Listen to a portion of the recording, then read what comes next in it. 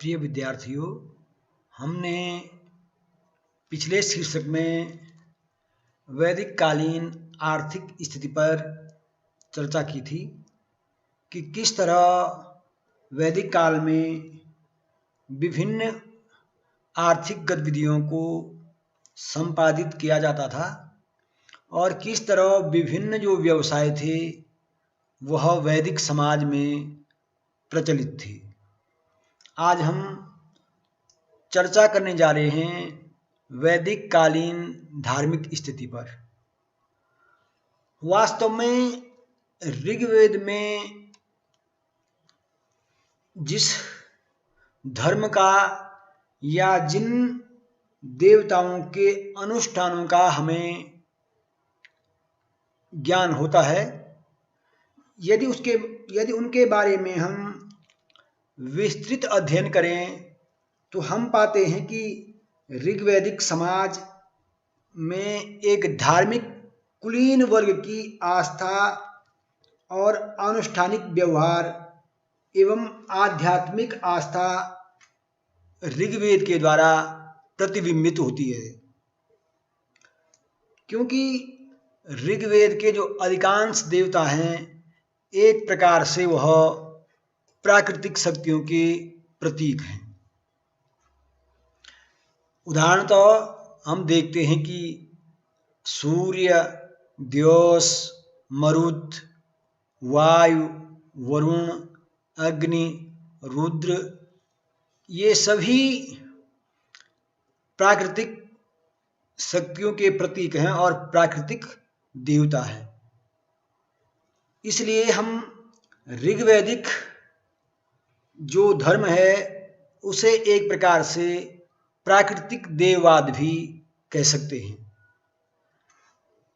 सामान्यतया ऋग्वेद में जो देवताओं की स्तुति की गई है, जो देवताओं की अनुष्ठान द्वारा पूजा की गई है, जो देवताओं की स्तुति के लिए यज्ञ किए गए हैं, ये सभी कहीं न कहीं भौतिक समृद्धि हेतु किए गए हैं।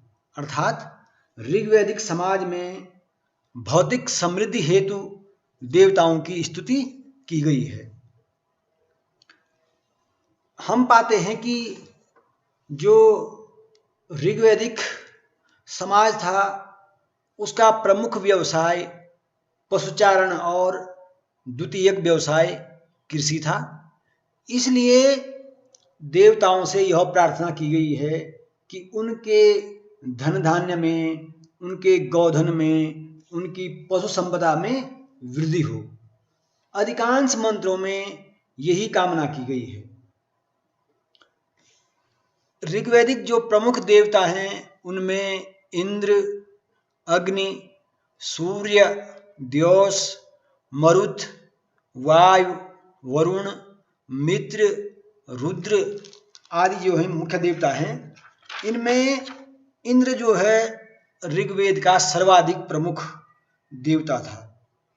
यह हमें जानना चाहिए और जानना जरूरी भी है कि कालांतर में जो त्रिदेव ब्रह्मा, विष्णु, महेश जिन्हें हम कहते हैं, ऋग्वेद में इनका एक प्रकार से स्पष्ट विवरण नहीं मिलता है। विष्णु को इंद्र का छोटा भाई और ब्रह्मा की जो साम्यता है वह प्रजापति से की गई और महेश शिव को जो है कालांतर में रुद्र से जोड़ा गया। इस तरह कालांतर में जो त्रिदेव की संकल्पना दृष्टिगोचर होती है, ऋग्वेद में वह उस रूप में नहीं है।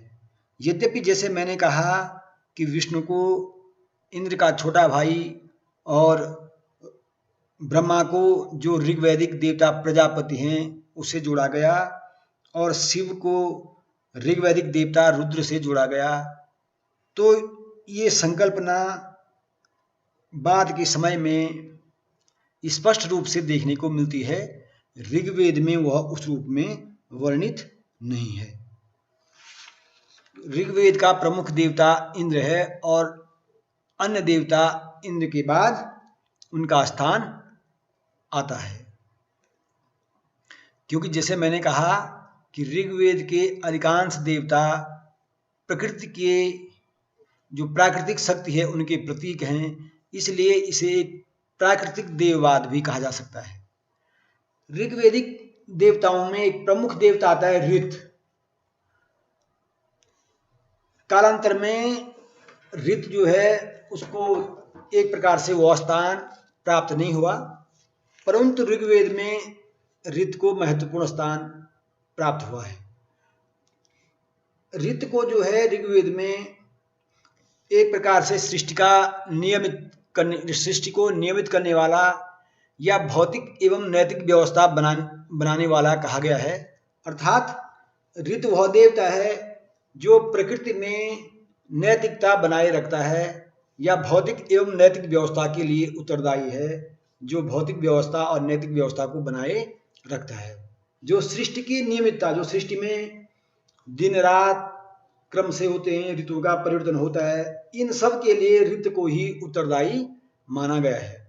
और मैं समझता हूँ संभवतः ऋत से ही ऋतु जो शब्द बना है, जो ऋतुओं की जो अवधारणा स्पष्ट हुई है, कहीं ना कहीं वह ऋत से ही जुड़ी हुई है। वरुण जो देवता है उसको ऋत का रक्षक कहा गया है, अर्थात वरुण को ऋतस्य गोपा, अर्थात ऋत की रक्षा करने वाला कहा गया है। तो इस तरह एक प्रकार से ऋग्वेद में प्रतीकवाद को भी महत्व दिया गया है, क्योंकि वरुण जो है जो ऋत का रक्षक है, एक तरह से जो सृष्टि का जल चक्र है, वरुण को एक प्रकार से जल का देवता भी कहा गया है।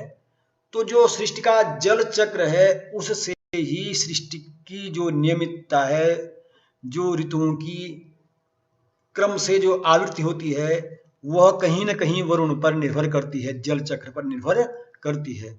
इस तरह समझा जा सकता है कि ऋग्वेद में ऋत और वरुण को भी महत्वपूर्ण स्थान प्राप्त है, जो कि सृष्टि की नियमितता के लिए उत्तरदायी है। ऋग्वेदिक जो देवताओं की पूजा स्तुति का माध्यम था, वह माध्यम यज्ञ था, अर्थात यज्ञों द्वारा देवताओं की पूजा की जाती थी। देवताओं को जो भी आहुति दी जाती थी वह यज्ञ के माध्यम से दी जाती थी। यज्ञ की अग्नि को ऐसा माध्यम माना जाता था कि अग्नि के द्वारा हम देवताओं तक अपनी आहुति को पहुंचा सकते हैं। अर्थात यज्ञ में अग्नि को हम जो आहुति देते हैं, जैसे दूध, घी, अनाज या पशुओं की बलि, तो जो भी आहुति हम यज्ञ में अग्नि में समर्पित करते हैं, तो ऐसा विश्वास किया जाता था कि अग्नि उस आहुति को, हमारी उस भेंट को देवताओं तक पहुंचाएगी। यज्ञों को संपादित करने वाले जो पुरोहित होते थे, उनके भी ऋग्वेद में अलग अलग प्रकार, या हम कह सकते हैं कि पुरोहितों के भी विभिन्न प्रकार ऋग्वेद में दिए गए हैं, जैसे होत्री, अध्वर्यु, अग्नीद, मैत्र, वरुण, पोत्री, नेष्टि। इस तरह इन्हें यज्ञों में संपादित करने वाले विभिन्न कार्यों के रूप में उन्हें जो है एक प्रकार से परिभाषित किया गया है। पुरोहितों को इस तरह अलग अलग नाम दिए गए हैं जो यज्ञ में विभिन्न प्रकार के कार्य संपादित करते हैं।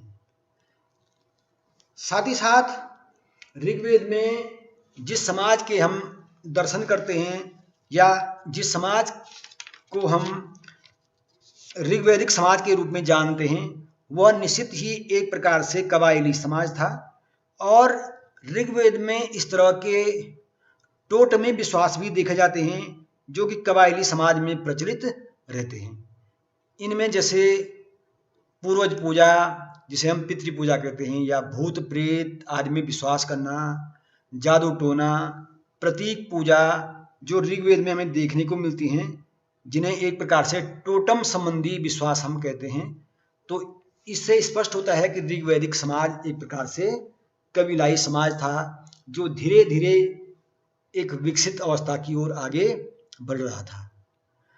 साथ ही साथ ऋग्वेद के परवर्ती मंडलों में हमें एक ईश्वरवाद के चिन्ह भी दृष्टिगोचर होते हैं। जैसे कि ऋग्वेद में यद्यपि बहुदेववाद प्रचलित था, परंतु साथ ही साथ जो बाद के मंडल हैं उनमें हमें एक ईश्वरवाद, एक ईश्वर में विश्वास रखने का जो विश्वास है वह भी दृष्टिगोचर होता है। एक ही ईश्वर को मानने के प्रति जो विश्वास व्यक्त किया गया है, जैसे ऋग्वेद में कहा गया है कि ऋग्वेद के परवर्ती सूक्तों में कहा गया है कि एकम सत विप्रा बहुधा वदन्ति, अर्थात एक ही सत्य को सभी विप्र या सभी विद्वान बहुत बार या विभिन्न तरह से कहते हैं। इस तरह हम ऋग्वैदिक धार्मिक जीवन को समझ सकते हैं।